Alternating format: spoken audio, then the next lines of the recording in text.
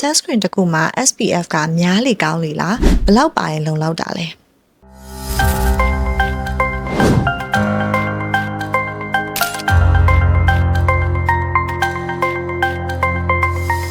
ဒေါက်တာရေ sunscreen မှာ SPF ဘယ်လောက်ပါမှလုံလောက်တာလဲ sunscreen နဲ့ပတ်သက်ပြီး Q ဆိုင်မဲ့ချက်လေးတွေဖြေပြပါအောင်ရှင်Okay ဒေါက်တာတို့လေ sunscreen ဝယ်ကန်နေတဲ့အမြဲ SPF ကို30 ယူရမလား50ယူရမလားဆိုပြီးတော့မှစဉ်းစားခက်နေတတ်ကြတယ်เนาะတကယ်တမ်းကျတော့နေ့စဉ်လုံလောက်တဲ့ပမာဏက SPF 30ပါ SPF 30ဆိုတာကကြတော့ဒေါက်တာနေအောင်ချင်းမှာပါတဲ့ UVB ကို69%ထိကာကွယ်ပေးနိုင်ပြီးတော့မှ SPF 50ကကြတော့68%ထိကာကွယ်ပေးနိုင်တာပါဒါမဲ့လေတကယ်တော့ဒေါက်တာတို့ဒီ SPF 100ဖြစ်သွားခဲ့တယ်ဆိုရင်တော့မှပဲ SPF 50ရဲ့နှစ်ဆတော့ကာကွယ်ပေးမှာမဟုတ်ဘူးပေါ့เนาะအဲဆိုပြောချင်တာကကြတော့ SPF ပါဝင်မှုဒီ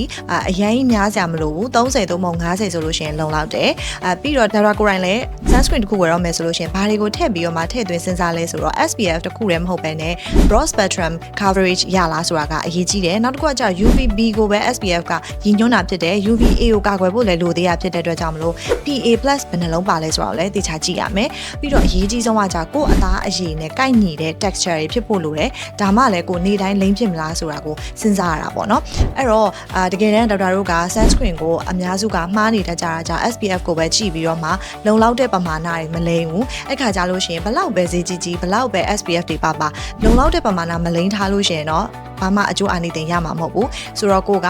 အလွယ်ဆုံးပြောရမယ်ဆိုလို့ရှိရင်တော့နေ့တိုင်းဒီမျက်နှာနဲ့လည်ပင်းအတွက်ဆိုလို့ရှိရင် two finger rules နဲ့ဒေါက်တာတို့ညွှန်လေးရှိတယ်ဆိုတော့မျက်နှာနဲ့လည်ပင်းကိုမနက်ဆိုလို့ရှိရင်လက်နှစ်ချောင်းပမာဏအပြည့်နဲ့လိမ့်ပါတကယ်လို့ကိုကနေ့လည်နေ့ကင်းချွေးတွေထွက်လာတယ်ပြီးတော့ရေဆိုလို့ပြတ်သွားတယ်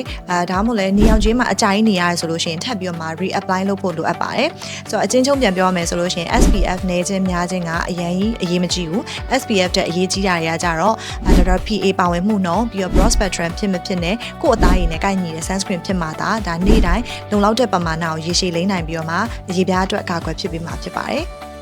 ဒီ R&B ရဲ့ beauty guide program လေးထဲမှာဒေါက်တာအခုလိုမျိုးရေပန်းနဲ့လှပဆိုင်ရာအကြောင်းအရာတွေကိုအများကြီး sharing လုပ်ပေးသွားအောင်မှာဖြစ်လို့သိချင်တာရှိလို့ရှိရင် comment မှာရေးခဲ့ပေးလို့ရတယ်နော်